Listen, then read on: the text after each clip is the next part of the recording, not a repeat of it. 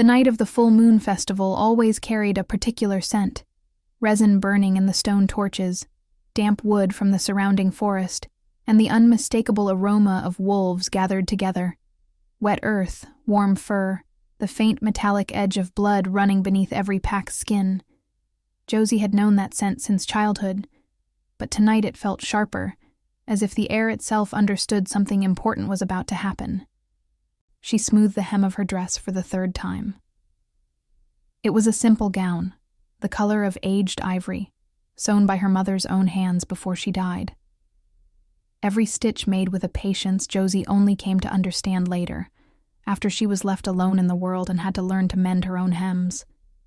It was not a noble's dress. It had no silver embroidery, no golden thread like the daughters of Alphas wore. But to Josie, it was the most precious thing she owned, and wearing it tonight felt like an act of quiet courage. The Hall of Pax was full. Banners hung from the stone columns bearing the crests of the oldest families: the silver wolf of House Ashworth, the black raven of House Draven, the open-clawed bear of House Fenric. Long tables stretched across the center of the hall, heavy with red wine and roasted meat, and the sound of laughter mixed with the crackle of torches. Josie stood near the entrance, hands clasped tightly together, heart pounding. Callum had promised. In front of the whole pack, at the last full moon, he had said that tonight he would claim her as his mate. She was no one, an Omega with no lineage, daughter of nobody, raised at the edge of the forest by a woman who had no status either. But Callum had looked into her eyes and promised. She repeated that promise silently, like a small prayer, as she moved slowly through the crowd of guests. That was when she saw him, at the center of the hall, standing beside his father, Alpha Weston, head of House Ashworth. Callum wore a dark blue cloak, richly embroidered, and beside him stood Isolde, daughter of Alpha Draven, the kind of match that would bind two powerful packs together.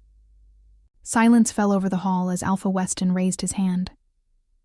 "Tonight," he announced, his voice echoing off the stone walls, "my son Callum will be bonded to Isolde Draven, a union that will strengthen our packs for generations to come." Josie felt the floor drop away beneath her feet. No, it couldn't be. She looked at Callum, waiting for him to say something, to correct it, to at least glance her way. But he didn't look. He kept his eyes fixed straight ahead, chin lifted, like a man who had already decided to forget. The murmurs started low, then grew.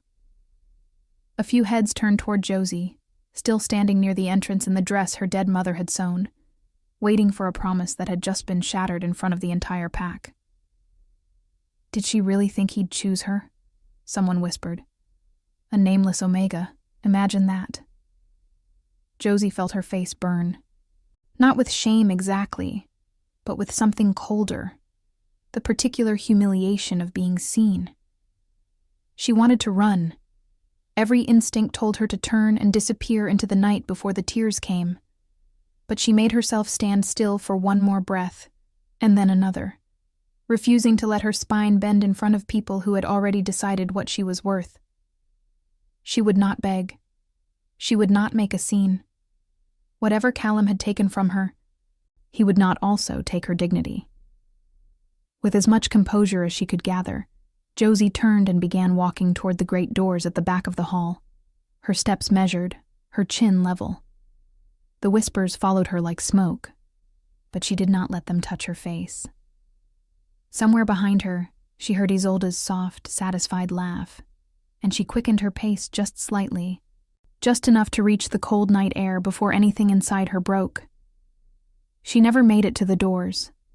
A presence stopped her. Not a hand, not a word, just the sudden shift in the air of the hall, the way a room changes when something powerful enters it. Josie halted mid-step, and around her, the noise of the hall dimmed as if someone had drawn a curtain over it. 3 men stood near the western entrance, and every wolf in the hall seemed to feel them at once. The first was tall and broad-shouldered, with a sharp grin and eyes that moved over the room like he was already amused by everyone in it. He wore no house colors, only dark leather and a wolf-tooth pendant that marked him as someone who answered to no one but himself. The second was leaner, dressed with careless elegance, a half-smile playing at his mouth as though the whole gathering were a joke only he understood. His eyes found Josie almost immediately, and something flickered there. Curiosity, maybe amusement, maybe something else entirely. But it was the third man who made the air itself go still. He was silent. He didn't need to announce himself. He simply stood there, dark hair pulled back, a fur-lined cloak resting over broad shoulders scarred faintly along one side of his face. Old wounds, the marks of battles that had made him what he was. His eyes were pale, almost silver, and when they moved through the crowd, people stepped back without seeming to notice they were doing it. Josie recognized him the way everyone in the hall did, though she had never stood this close to him before. Tristan, the Alpha King, not the ruler of a single pack, but the sovereign of the Northern Pack's council, a man whose name alone could silence a room full of wolves twice his rank. He rarely attended gatherings like this. His presence tonight had already sent a ripple of unease through the crowd before Josie had even noticed him. And now, his eyes were on her. Not with pity. Not with the cruel curiosity of someone watching a scandal unfold. Something else. Sharp. Focused. Almost startled, as if he had caught the scent of something he hadn't expected to find in that hall. Josie's breath caught. She had been humiliated in front of everyone only moments ago, and now 3 of the most powerful wolves in the region were looking at her as though she were the only person in the room worth seeing. "Interesting," murmured the leaner one, tilting his head toward her, his voice pitched just loud enough for those nearby to hear. "The Ashworth boy just made a very foolish mistake." The broad-shouldered one laughed under his breath. "Foolish doesn't begin to cover it." But Tristan said nothing at all. He simply watched her, and Josie felt that gaze more than she heard the words around her. Felt it settle over her skin like warmth after a long cold. Felt it ask a question no one had bothered to ask her in years. Who are you, really? She didn't know how to answer that. She barely knew herself. Alpha Weston's voice cut through the moment, sharp and displeased. "My king," he said, bowing stiffly toward Tristan. "We did not expect the council to honor us with your presence tonight." Tristan's gaze finally left Josie, though it seemed to take effort. "I heard there would be a bonding ceremony," he said, his voice low and even, carrying easily across the silent hall. "I find I am no longer interested in celebrating it." A ripple of confusion moved through the crowd. Callum, still standing at the front beside Isolde, had gone pale. Tristan took a step forward, and though he addressed no one directly, every wolf in the hall understood the weight behind his next words. "There is a scent in this room," he said slowly, "that I have not smelled in a very long time. Something old. Something the council has been searching for." His eyes moved back to Josie, and this time he did not look away. "It seems the girl your son abandoned may be worth more than your entire alliance, Alpha Weston." The silence that followed was absolute. Josie stood frozen, the humiliation of moments ago now tangled with something new. Confusion, disbelief, the dizzying sense that the ground beneath her had shifted twice in the span of a single hour. She did not understand what Tristan meant. She did not understand why his eyes lingered on her the way they did, as though she were a puzzle he intended to solve. She only knew that for the first time in her life, someone powerful had looked at her and seen something worth keeping, and that terrified her almost as much as it moved her. For a long moment, no one in the hall moved. Josie could feel every eye shifting between her and the Alpha King, and she understood, with a kind of sick clarity, that whatever had just happened could not be undone. She had come to this festival hoping to be claimed by one man. She was leaving it having been noticed by another, one whose word could reshape the fate of entire packs. Alpha Weston's face had gone rigid, the color draining from it, and then rushing back as anger.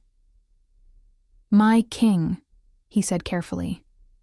"Surely you jest. The girl is an Omega without lineage. Whatever scent you believe you've caught, it cannot be." "I do not jest." Tristan's voice was quiet, but it carried the particular stillness of a man who never needed to raise his voice to be obeyed. "I have hunted that scent across 3 territories. I did not expect to find its source standing in your hall, Weston, discarded like something unwanted." Isolde's hand tightened on Callum's arm. Callum himself looked as though he wished the stone floor would open and swallow him. He would not meet Josie's eyes now. Not out of guilt, she realized, but out of fear. Fear of what the Alpha King's attention might mean for him. Josie's instinct was to shrink, to disappear into the crowd the way she always had. But something in her refused to move. Perhaps it was exhaustion. Perhaps it was the humiliation of the last few minutes finally curdling into something sturdier. Whatever it was, she lifted her chin, and for the first time since entering the hall, spoke. "I don't know what scent you mean," she said, her voice steadier than she felt. "I am no one important. You should not trouble yourself on my account, my king." A flicker of something crossed Tristan's face, surprise perhaps, that she had spoken at all, or that she had spoken without trembling. The broad-shouldered man beside him let out a low chuckle. "She has spine," he said, sounding delighted. "Rare in this hall." The leaner man studied her with open interest now, his earlier amusement sharpening into something more deliberate. "Careful, little Omega. My brother does not chase scents for sport. If he says he's been hunting yours, he means it. Brother." Josie glanced between the 3 men and understood, belatedly, that they were not simply allies but kin, the sons, perhaps, of some other great house, bound to Tristan by blood as well as loyalty. Tristan took another step toward her, slow, deliberate, giving her every opportunity to step back if she wished. She did not. Up close, he was even more overwhelming, the scarred line along his jaw, the quiet control radiating from him like heat from a hearth. And beneath the leather and fur and old battle marks, she caught it. A scent like pine after rain, like something ancient and clean. It should have frightened her. Instead, some small, foolish part of her wanted to lean into it. "You carry a mark," Tristan said, quietly enough that only those closest could hear. "Beneath your collar on the left side, a birthmark shaped like a crescent." Josie's hand flew to her collarbone without thinking. She had that mark. She had always had it, hidden beneath her clothes, a strange pale crescent that her mother used to trace with her thumb and call a promise from your grandmother's line. Josie had never known what that meant. Her mother had died before explaining. "How could you possibly know that?" she whispered. "Because it is the mark of a bloodline the council believed extinguished a generation ago," Tristan said. "A line of Omegas who could bind packs together not through politics, but through the oldest magic our kind ever possessed. I did not expect to find its last daughter serving wine at the edge of someone else's celebration." The hall erupted into murmurs again, louder this time, disbelief warring with the sudden recalculation happening behind 100 pairs of eyes. Josie could feel the shift. The way people who had sneered at her 20 minutes ago were now looking at her as though seeing her for the first time. It should have felt like vindication. Instead, it felt strange and hollow, because none of them had changed. Only what they thought she was worth had changed. Alpha Weston's jaw worked silently, calculating. "If this is true," he said slowly, "then perhaps a new arrangement?" "Do not," Tristan said, and though his voice did not rise, the temperature of the room seemed to drop several degrees. "Your son had his chance. He chose to humiliate her in front of his entire pack rather than honor a promise.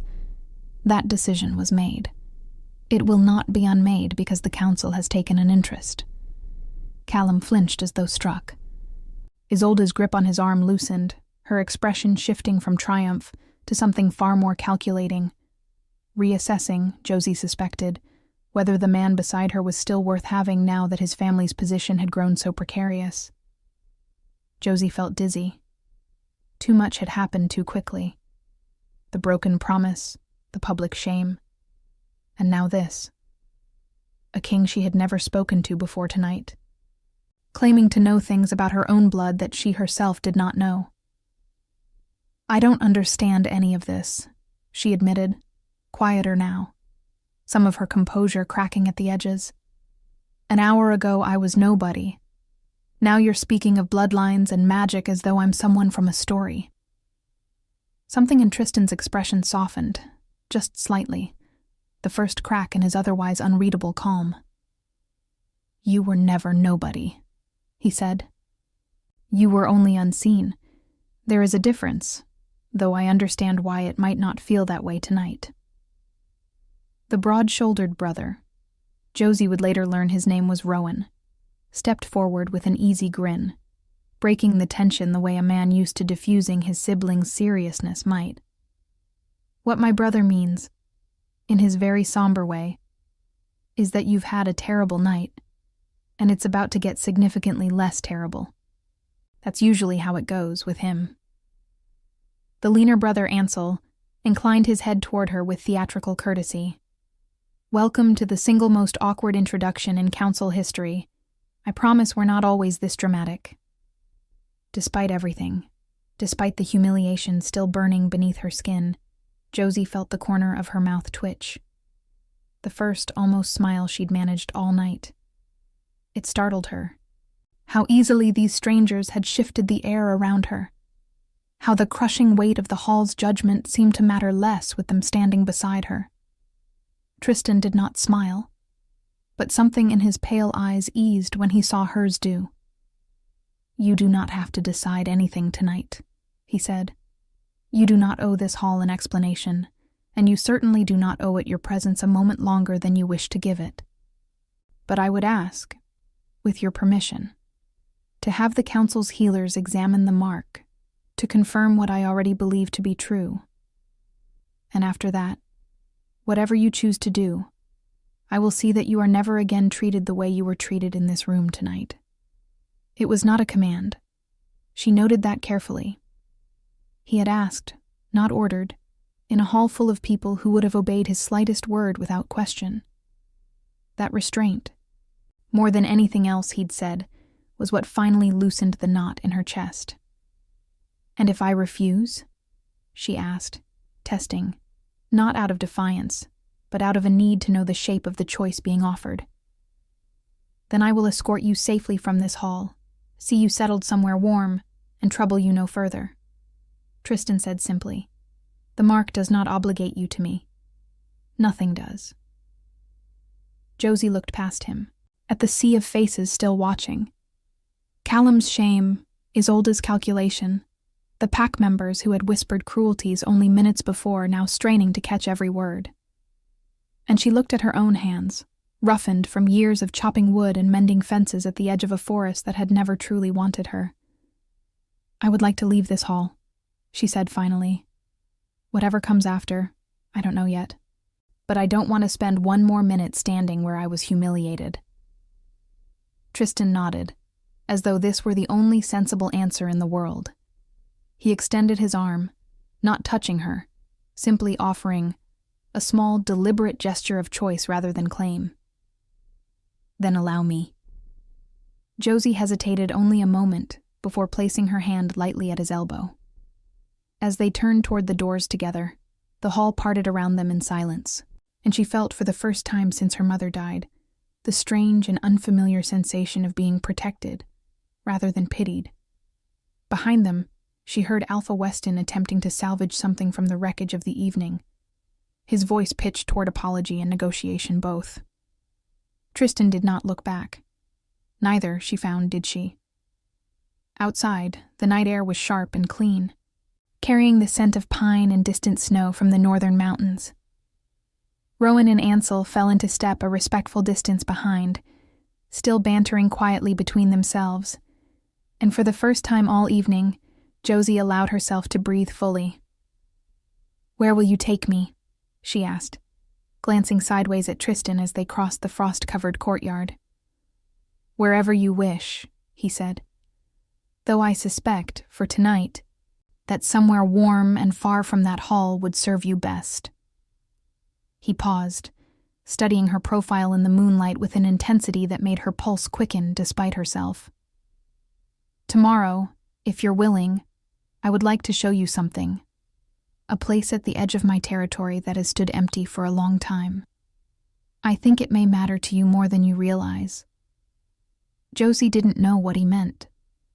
But standing there, in the cold, clean air, with the humiliation of the hall finally falling away behind her like a shedskin, she found she was, for the first time in longer than she could remember, curious about what tomorrow might bring, rather than afraid of it.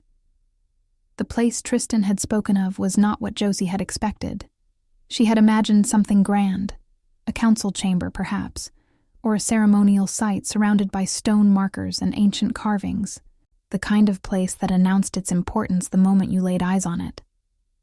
Instead, after half a day's ride through the northern forest, where the pines grew so tall and close that the sky became a narrow ribbon of pale gray above their heads, Tristan brought her to a cabin. It sat in a small clearing at the edge of a frozen lake, surrounded by birch trees, whose white bark gleamed faintly in the winter light. It was not large. The walls were made of dark timber, and the roof had partially collapsed on one side, weighed down by years of snow and neglect. The door hung at an angle from a single remaining hinge, and through the gaps in the boards, cold air moved freely, as though the structure itself had long since given up the idea of keeping anything warm. Ice had crept along the base of the walls and up the window frames. Dead vines, stiff with frost, clung to the northern side. Whoever had lived here had been gone for a very long time. Josie stood at the edge of the clearing and looked at it for a long moment without speaking. "This is what you wanted to show me," she said at last. It was not a question. "Yes." Tristan stood beside her, his breath clouding faintly in the cold air. "It's in ruins." "It is." She glanced at him sideways. Most men who want to impress a woman do not begin by showing her a collapsed roof. Behind them, Rowan muffled a laugh badly. Ansel made no attempt to muffle his at all. Tristan, to his credit, allowed the faintest trace of a smile. "I'm not trying to impress you," he said. "I'm trying to show you the truth. This cabin belonged to your grandmother, Josie. She built it herself, 70 years ago, when the council granted her the use of this land. She lived here for 30 years before the last great pack war drove her away. She never came back." Josie's breath stilled. "My grandmother. Her name was Mira. She was the last known carrier of the binding gift before you." He paused, watching her face carefully. "The council has been searching for her line ever since the war ended. We believed it had been lost entirely, that she had died without passing on the bloodline. Your mother must have hidden you, and hidden herself, very carefully for a very long time." Josie took a slow step toward the cabin, then another, until she stood at the threshold. Up close, she could see the details her mother had described in passing, so casually that Josie had never recognized them for what they were. The particular way the doorframe had been carved with small running wolves at the base, worn smooth now by weather and time, but still visible if you looked closely. A hook beside the door where a lantern would have hung. The remnants of an herb garden frozen beneath the snow at the eastern wall. She could see the dried stalks poking through the crust of ice, lavender and yarrow, and something she didn't recognize. She pressed her palm flat against the doorframe, over one of the carved wolves, and felt something she had no name for, a kind of recognition that lived below thought, below language, in some older part of her that had spent 23 years not knowing what it was waiting for. She was happy here, Josie said, without fully understanding how she knew it. "The council records suggest she was," Tristan said, quietly, from behind her. "She was also formidable.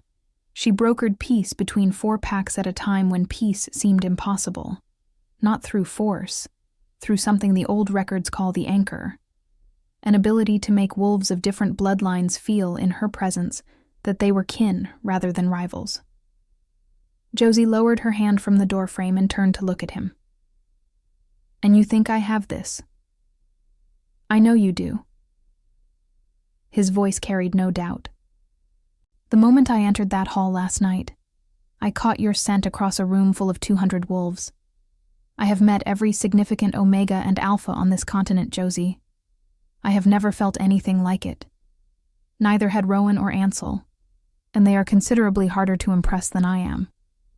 "Exceptionally hard," Ansel confirmed, leaning against a birch tree with his arms crossed. "I once watched Rowan argue with a war general for 3 hours without blinking. Your arrival last night made him go genuinely speechless for the first time in recorded history." Rowan pointed at his brother without looking at him. "Do not make me sound sentimental." You teared up slightly. "I had something in my eye." Despite herself, despite the overwhelming weight of everything she was being told, Josie smiled. A real one this time. Not the brittle, almost smile from the night before. There was something about Tristan's brothers that made the impossible feel survivable. The way good fire made even the deepest cold manageable. She turned back to the cabin. "What do you want from me?" she asked, directing the question at Tristan, because he was the one she needed to understand. Truly. Not what the council wants, not what the bloodline means politically. What do you want? He was quiet for long enough that she turned to look at him, expecting evasion. Instead, she found him watching her with that same direct, unguarded focus she had felt in the hall, the kind of attention that had nothing calculated about it. "I want to know if you would consider staying," he said. "Not in the hall, not at the council seat, not anywhere you don't choose freely. But here, if you were willing. This land still belongs to the council, and by blood it should belong to you. I would have it restored, properly with your direction, if you wanted it."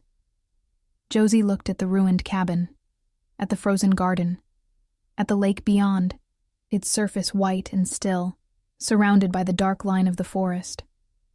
Somewhere under the ice, she thought, the water was still moving. It didn't stop just because winter came. It only went quiet and waited. "And what would I do here?" she asked. "Whatever you wished," Tristan said, "though I suspect, knowing what little I do of you, that you would not stay idle for long." He moved to stand beside her at the threshold, looking at the ruin with her rather than at her, and something in that small shift felt significant. "The northern packs are not at war," he continued, "but they are not at peace either. There is a tension that has been building for 3 seasons. 4 pack leaders who cannot speak to one another without reaching for their weapons.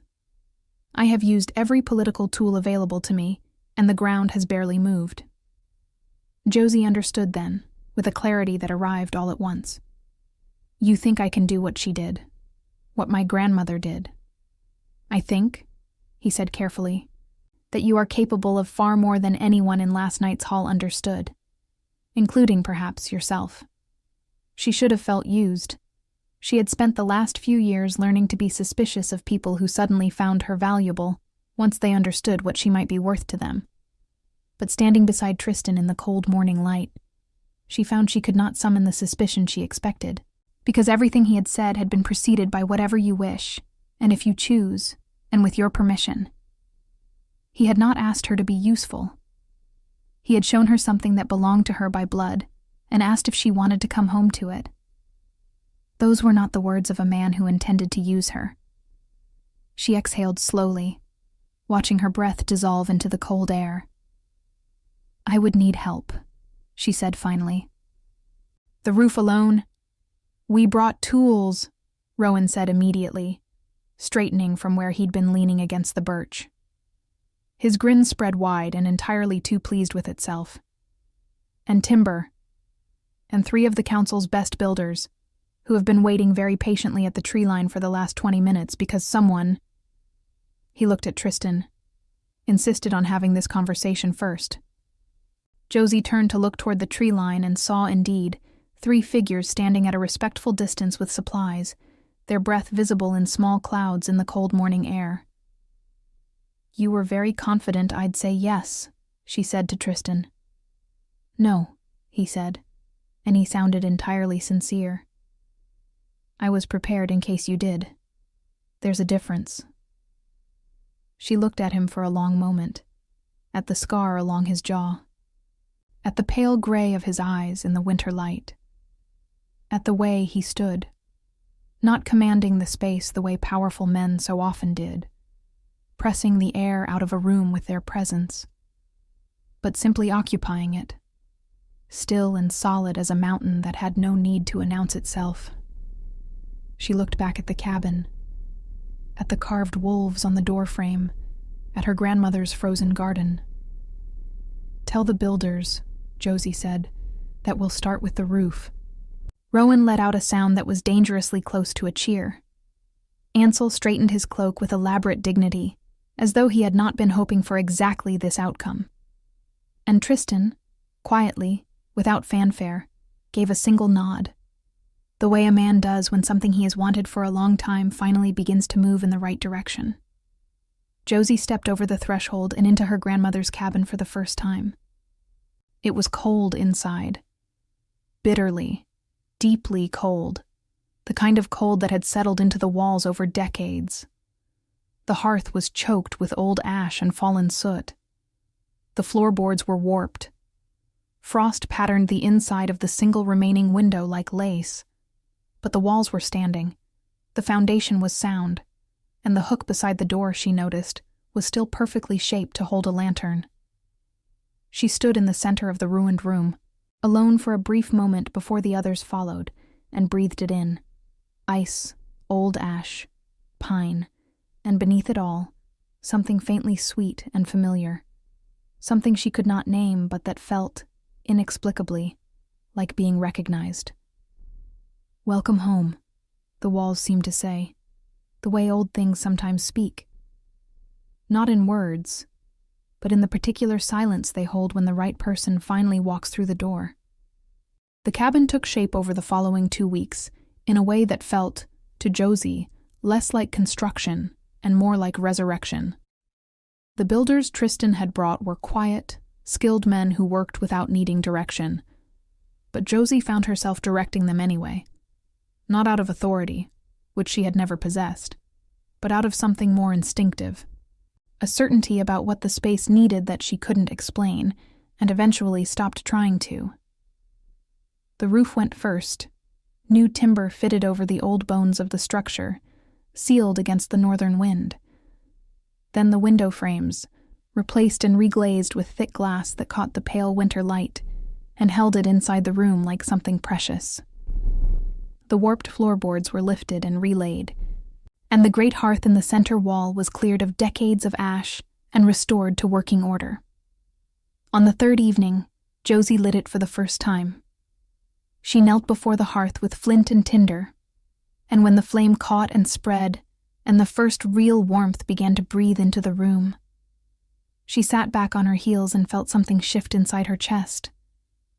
Quietly, the way ice shifts when spring first touches it, barely perceptible, but irreversible. Rowan, who had appointed himself the cabin's unofficial general of unnecessary improvements, was currently attempting to hang a new door with more enthusiasm than precision. Ansel sat at the newly restored table, ostensibly reviewing council papers, but primarily offering unhelpful commentary on his brother's carpentry. "It's crooked," Ansel said. "It's rustic," Rowan corrected. "It's crooked and you know it. All the best doors are slightly crooked. It gives them character." Josie glanced at Tristan, who was standing near the window she had asked to be fitted slightly larger than the original. She wanted more light, she had said, and no one had questioned it. He was watching her rather than his brothers, the way she had begun to notice he often did when he thought she wasn't paying attention. It was not an uncomfortable gaze. It was the kind of attention that felt less like being examined and more like being considered, thoughtfully, carefully, the way you study something you do not want to misunderstand. "Your grandmother made the same change," he said, when her eyes met his. "The original plans in the council records show a smaller window. When we found old drawings of the cabin from after she built it, the window was larger. She must have changed it herself." Josie turned to look at the window, at the last gray light of evening filtering through the new glass, catching the frost still rimming the outer edges. "How much do you know about her?" she asked. "About Mira." Tristan moved to stand beside her, looking out at the frozen lake beyond the clearing. The birch trees had taken on a blue tint in the failing light, and the surface of the lake glowed faintly, as though reflecting a sky that was already dark. "Enough to know she was not easy to know," he said. "The council records speak of her abilities, her political work, the peace she brokered. But the men who wrote those records were alphas who found her inconvenient as often as they found her useful. I suspect the true version of her was considerably more interesting than what they wrote down." "She sounds like someone who was reduced to her usefulness by people who didn't bother to understand her," Josie said, and then heard the echo of her own words and went quiet. Tristan heard it too. She could tell by the way his eyes moved to her face. "Yes," he said simply. "I have thought about that." The fire crackled behind them, and for a moment neither of them spoke, standing side by side at the window while outside the northern dark settled over the forest, and the cold deepened, and the stars, one by one, began to appear above the tree line. "The pack leaders," Josie said at last, pulling herself back from wherever that silence had been taking her. "The 4 who won't speak without reaching for their weapons. Tell me about them." Tristan glanced at her with something that might, on a less contained man, have been surprise. "Now?" "You didn't bring me here only to restore a cabin," she said. "I've understood that from the beginning. I'd rather know what I'm actually being asked to do than pretend it's only about the roof." He was quiet for a moment, and then he pulled a chair from the table. Rowan had restored 4 of them, all slightly mismatched, which Josie privately found she liked, and sat, and began to talk. The situation was older than it looked, as these things usually were. 3 seasons ago, a disputed stretch of forest between the Fenric, Aldrich, and Corran pack territories had begun showing signs of something the older wolves called root sickness, a decay that spread through the land itself, killing trees, fouling streams, driving game away. Each pack believed the others were responsible, either through dark ritual or deliberate poisoning. Blood had been shed at the borders. 2 young wolves were dead. 3 elders had broken the ancient accord of shared ground by refusing to attend council. The 4th leader, Alpha Reed of the Northmark pack, had historically been a neutral voice, a mediator of sorts. But 3 months ago, his daughter had been found at the edge of the disputed forest, ill with something the healers could not name, and now Reed no longer wished to mediate. He wished to burn the other 3 territories to the ground. Josie listened to all of it without interrupting. When Tristan finished, she was quiet for a long moment, staring at the fire. "The sickness in the land," she said finally. "Has anyone gone into the disputed forest itself? Not to guard a border, not to accuse anyone. Just to look?" Tristan frowned, very slightly. "It would be considered a provocation by whichever pack. By someone neutral, I mean." She looked at him. "By someone none of them have reason to distrust." He studied her. "You're suggesting yourself." "I'm asking whether it's possible. You said my grandmother brokered peace not through force, but through presence. I don't think she did that by sitting in a room and waiting for the right people to come to her. I think she walked into the places no one else would go." Josie paused. "I've been walking into places no one else wanted to bother with my whole life. I suspect I'm reasonably good at it." Something shifted in Tristan's expression. Not surprise exactly, but a deepening of that focused attention, as though she had confirmed something he had been carefully hoping for. "It would not be without risk," he said. "I know. The border patrols are unpredictable. If a pack scout found you in the disputed forest alone—" "Then I would not go alone," Josie said. "I would go with someone the packs recognize and respect." She held his gaze steadily. "Someone whose presence signals that the council itself is paying attention." The fire popped behind her. Rowan had gone very still near the door he'd been hanging, which was now, Josie noticed, perfectly level. He had apparently been capable of straight carpentry the entire time, and had simply been performing incompetence to have an excuse to stay within earshot of the conversation. Ansel had set down his papers entirely.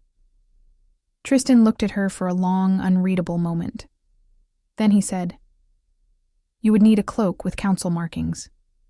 And you should eat something substantial tonight, because if we leave at first light, the ride will be cold." Josie exhaled slowly.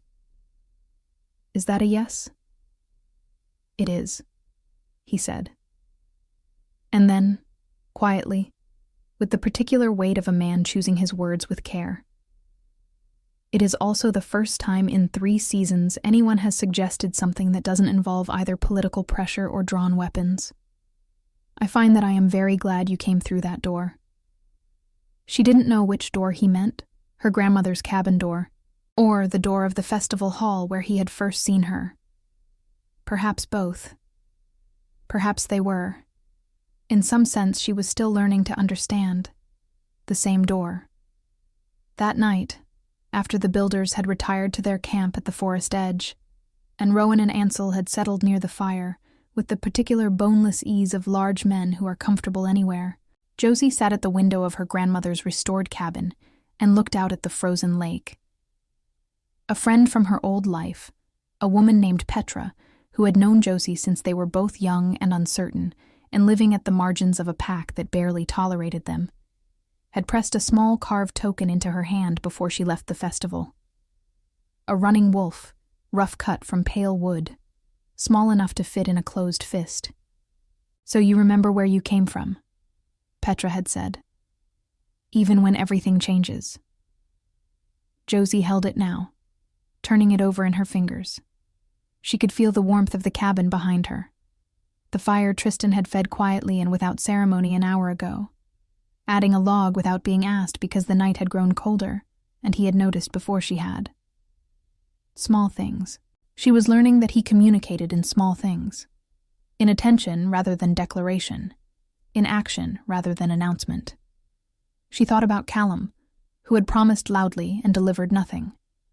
She thought about Tristan, who had promised nothing and had been quietly delivering since the moment they met. The lake lay still and silver beyond the glass. The forest was dark and full of things she did not yet understand, and in the morning she would ride into a disputed territory with a king who had chosen her company, not because she was useful, but because he had seen something in her worth standing beside. She closed her hand around the carved wolf and held it tightly for a moment. Then she set it on the window ledge, where it would catch the morning light, and went to rest before the long ride ahead. They rode out before dawn, when the forest was still dark, and the only light came from the stars above the tree line and the faint blue glow of snow underfoot. Tristan rode beside her, Rowan and Ansel a measured distance behind, and 4 council riders further back still, present enough to signal authority, distant enough not to crowd whatever needed to happen when they arrived. Josie had not asked how long the ride would take. She had learned, in the 2 weeks of restoring the cabin, that Tristan did not offer information unnecessarily, and did not withhold it either. He told her what she needed when she needed it, and trusted her to ask for the rest. It was a remarkably comfortable way to be treated by someone powerful, and she was still getting used to it. The disputed forest appeared gradually, the way difficult things often do, not as a sudden wall, but as a slow change in the quality of the trees around them. The pines grew darker, their bark stained with something gray-black, that spread upward from the roots like ink soaking through cloth. The undergrowth thinned. The snow between the trees was unmarked by animal tracks, which meant the game had moved away, which meant the sickness was real, and not a story any pack had invented to justify their grievances. Josie dismounted at the edge of the affected area without being asked. "Stay with the horses," she said to Rowan, who looked as though he wanted to object, and then, reading something in her expression, did not. She looked at Tristan. He dismounted as well, without a word, and fell into step beside her as she walked into the darkened forest. Up close, the sickness had a scent. Not rotting exactly, but deeply wrong. The way a note played slightly off-key is wrong. Something the body recognizes before the mind does. Josie moved slowly, touching nothing, only looking. She crouched beside a root where the black stain was densest and studied it for a long moment. "It's not poison," she said. "Or not the kind you choose to spread. Look at the pattern. It radiates outward from a central point. If someone had done this deliberately, you'd see it moving along borders, concentrated where packs meet. This is coming from one place." Tristan crouched beside her, close enough that she could feel the warmth of him against the cold morning air.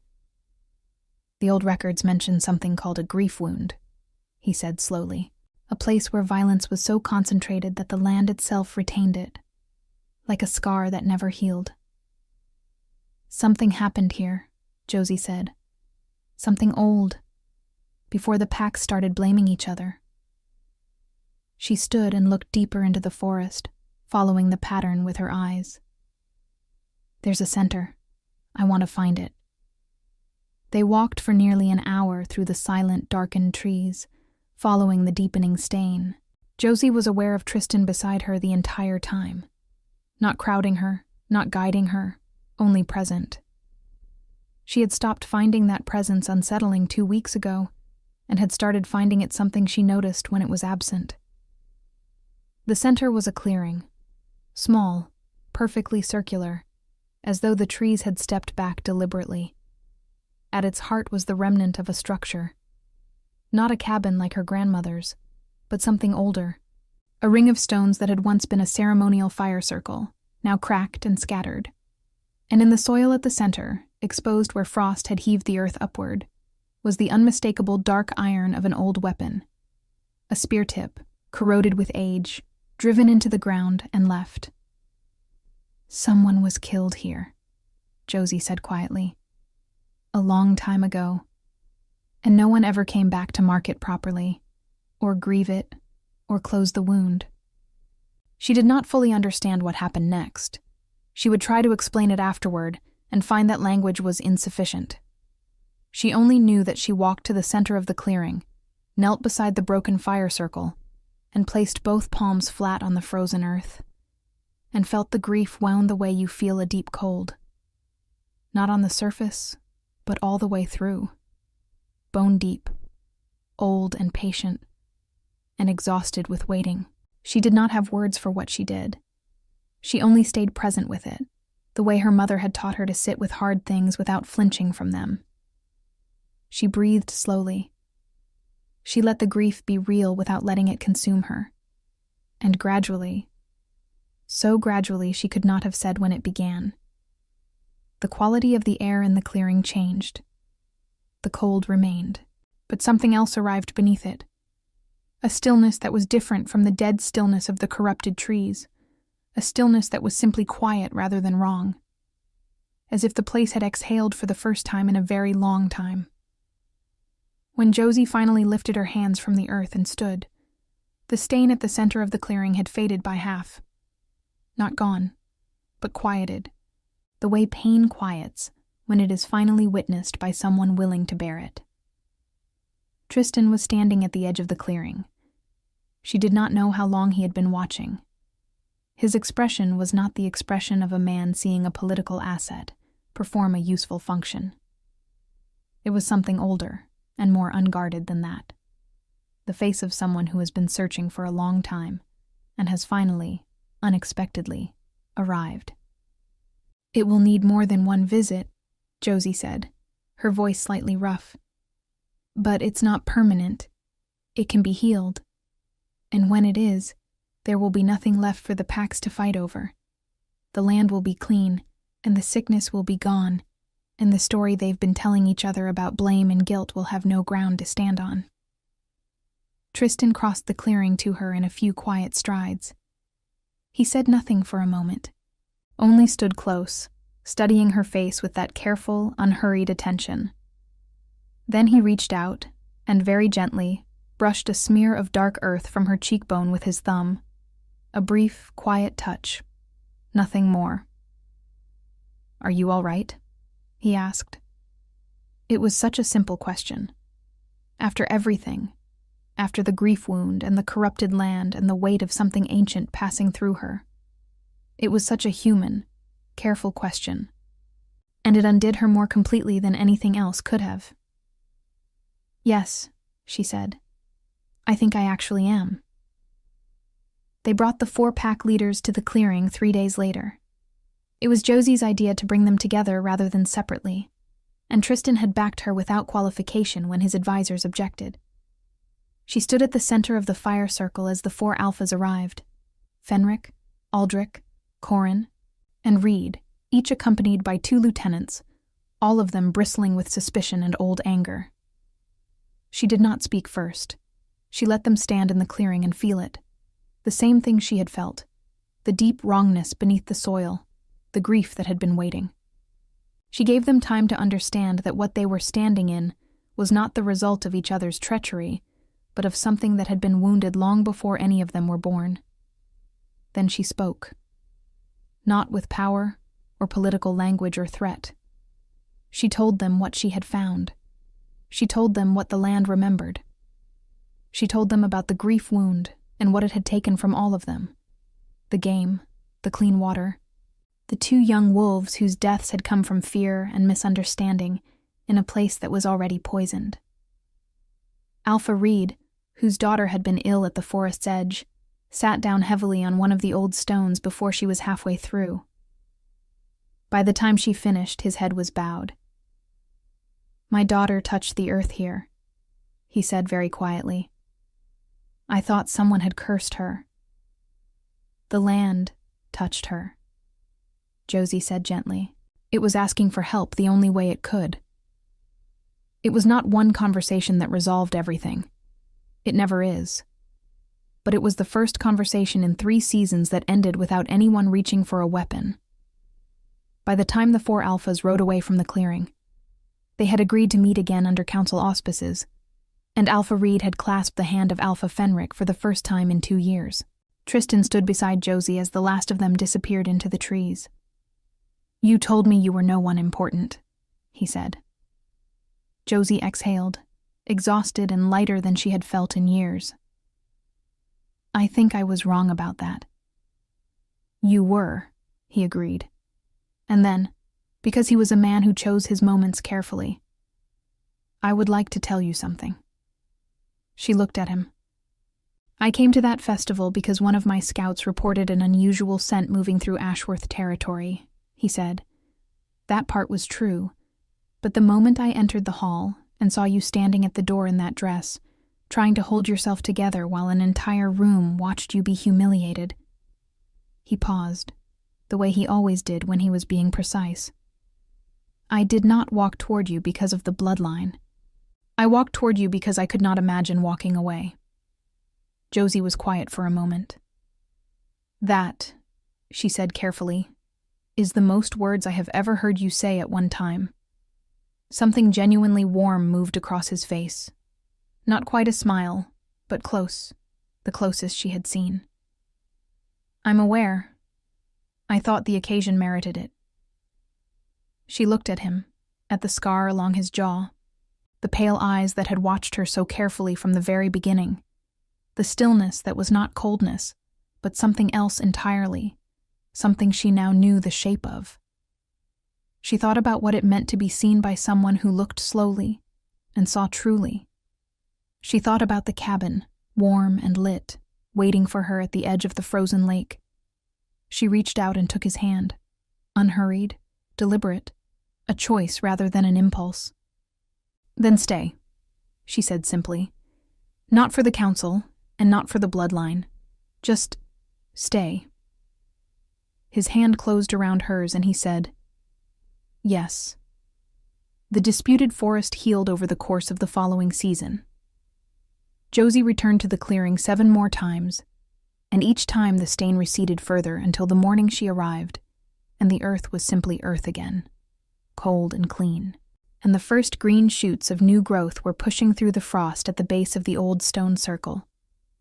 She knelt and touched them, and felt nothing but life. The 4 packs signed a new accord of shared ground before the thaw came. Alpha Reed's daughter recovered fully, and Reed himself became one of the accord's most committed voices, as men sometimes do when they have been given back something they feared was lost forever. Callum Ashworth and Isolde Draven were bonded as planned, and their alliance brought exactly the political convenience it was designed to bring, and nothing more. Josie did not think of him often. When she did, it was without bitterness, only with the clear, settled understanding that some losses are not losses at all, only doors opening onto something truer. Petra came to stay at the cabin in the spring, and Josie gave her the eastern room and the use of the herb garden, which by then had been coaxed back to life from the frozen stalks. Lavender and yarrow, and the third plant Josie had eventually identified from her grandmother's notes as a rare northern sage, used for warding and warmth. Rowan visited constantly and without invitation, which everyone pretended to find inconvenient, and no one actually did. Ansel came less often, but always at exactly the right moment, with exactly the right remark to break whatever tension had accumulated, as though he kept his own private schedule of when to appear and when to stay away. On a morning in late spring, with the lake finally thawed and the birch trees full of new leaves, Tristan stood at the window Josie had made larger, the same window her grandmother had made larger before her, and watched the light move across the water. Josie came to stand beside him, close enough that their shoulders touched, looking out at the lake they had both come to think of as theirs. "Do you think she knew?" Josie asked. "My grandmother. That someone would come back here eventually." Tristan considered it seriously, the way he considered everything. "I think she built the hook for the lantern knowing the cabin might be dark for a long time before anyone lit it again," he said. "I think that is a particular kind of faith." Josie looked at the hook beside the door. A lantern hung there now, one she had chosen herself, brass and glass, lit every evening against the northern dark. "I think you're right," she said. She slipped her hand into his, and he held it, and outside the lake gleamed, and the forest breathed, and the land that had been wounded and then healed lay quiet and whole beneath the open sky. It was enough. It was, she thought, exactly enough. And it was, at last, home.